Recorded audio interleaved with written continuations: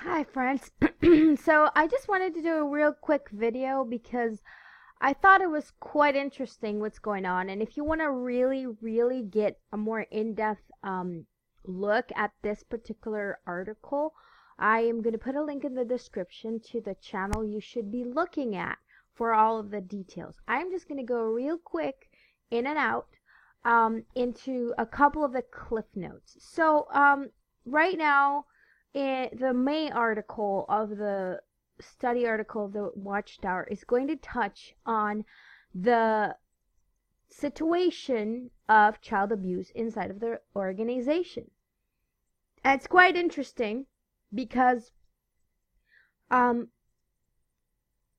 JW Broadcasting, one of the governing body members has been publicly stating that the accusations of child molestation and that the organization has a problem with child abuse and child sex abuse that is just apostate driven lies was something he said back in 2016 in a JW broadcast.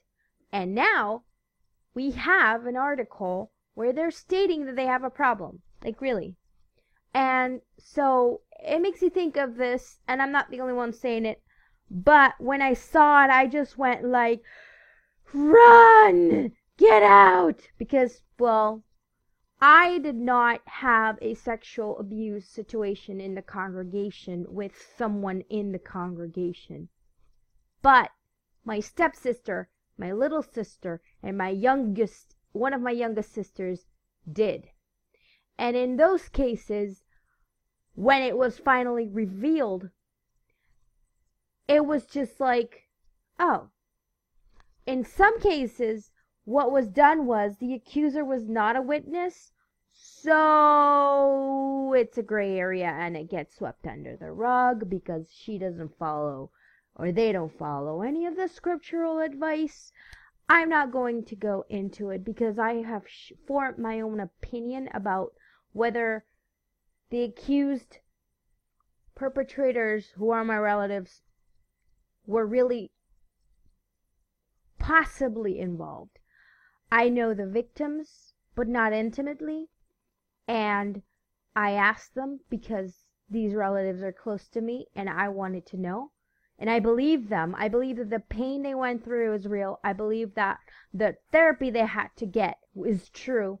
And so I'm left with just this gaping wound because these are people I love that I believe to be honest, but who used the rules, okay, who used the rules of two witnesses, who used the rules of, hey, you know what, you're accusing me, you're bringing, disorder, you're bringing, not disorder, the word was reproach, and everybody stayed quiet. Because in one case, at least for sure, I know that the victim told me, and before I even had the opportunity to bring this forward in a family setting or whatever, do something about it, she made sure I couldn't speak up anymore. She made sure. She went to everybody else. Everybody else knows. Everybody's just like, it's the elephant in the room. Nobody's touching it with a 10-foot pole. I don't think that's right. But I'm shunned. And because I'm shunned from the family, I don't touch this stuff. I have a reason for not doing it. Because I want them to get out.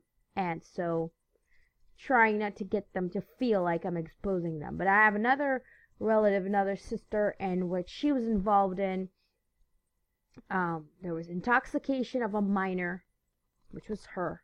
And this person is still in the congregation. And it's not like anybody knows what they did, but everybody swears they're happy because they'll never touch a mic again.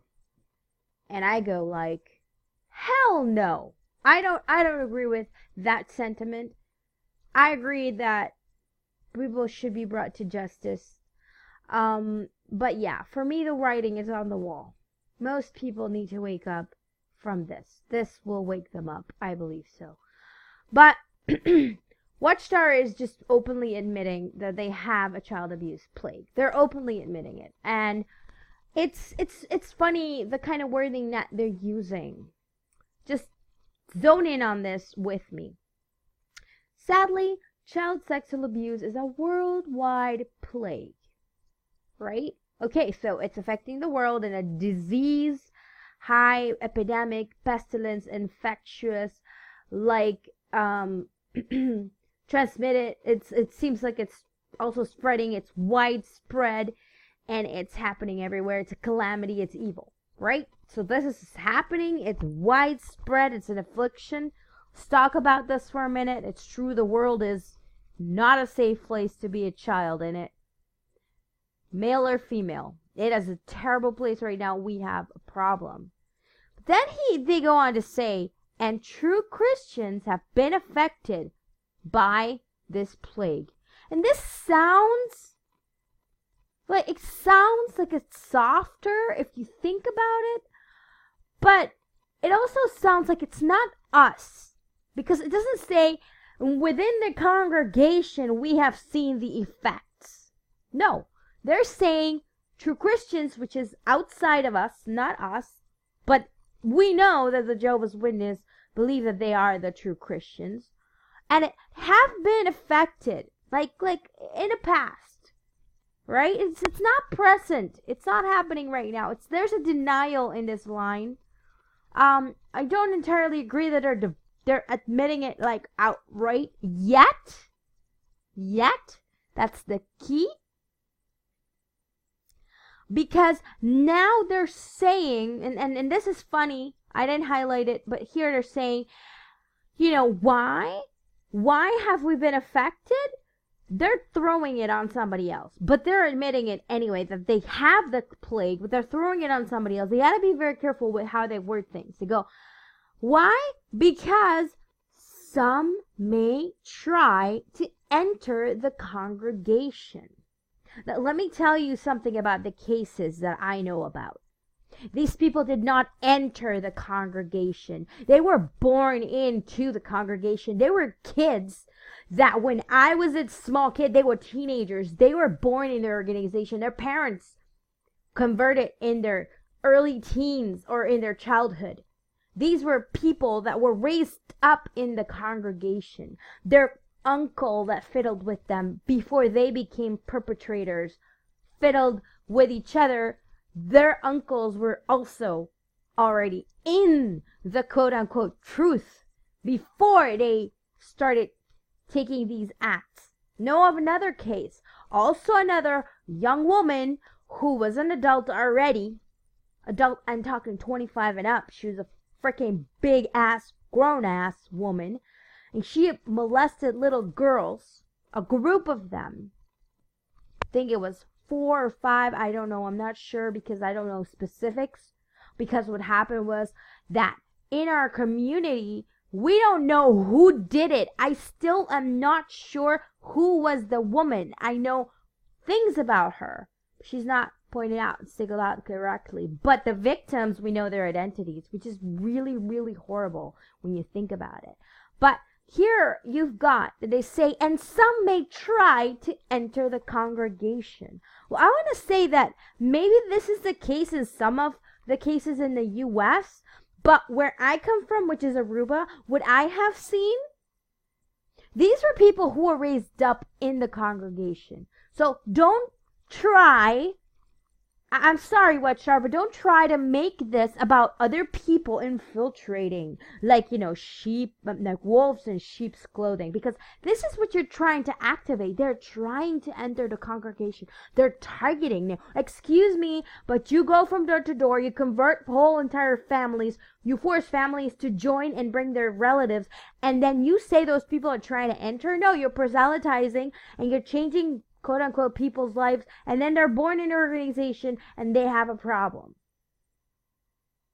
And you're telling us, oh, they're just trying to enter. That's one thing that I totally don't agree. This is like how they're twisting the mind of the Jehovah's Witness reading this. They go like, oh, true Christians have been affected. In the past, this implied it's not happening anymore by this plague. This has been affected, little effect. No, they have this plague as well. This epidemic, this disease is inside of it, and it is not people coming from the outside waltzing in accidentally.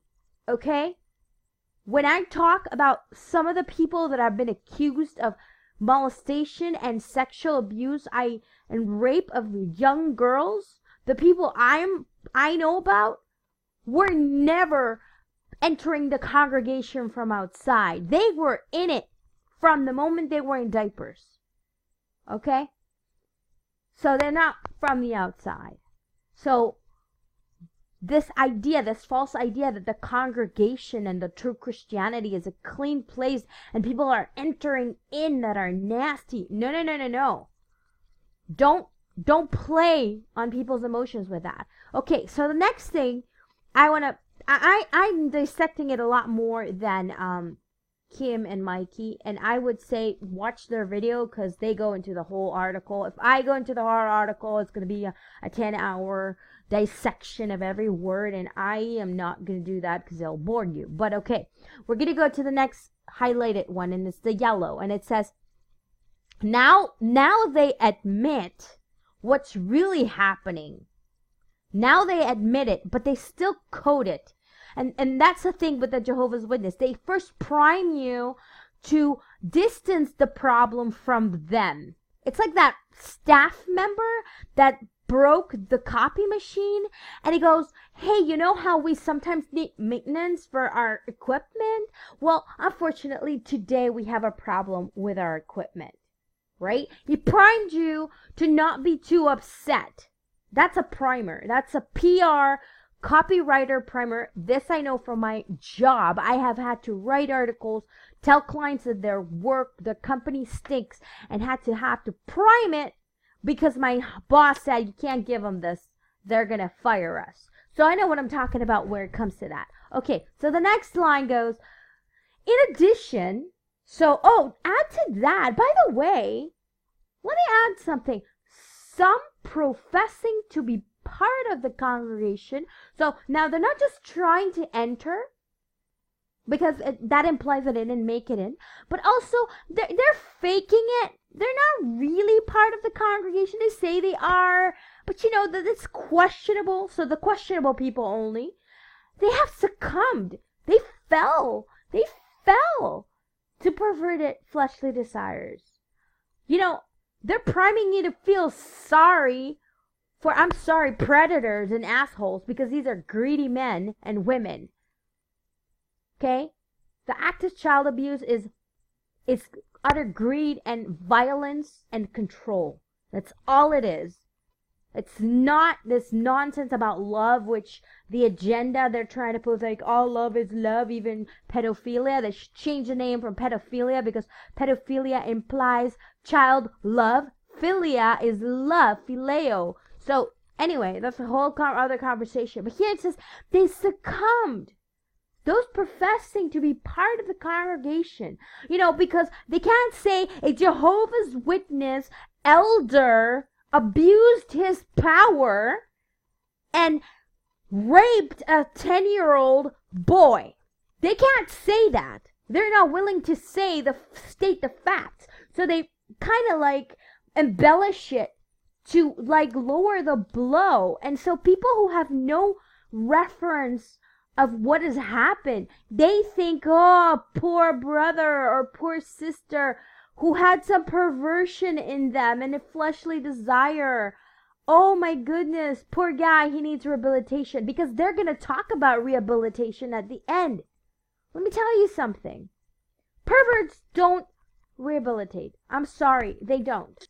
So in conclusion, I want to recommend you watch the video by Kim and Mikey. I'll put the link in the description. You watch all the clips and the videos.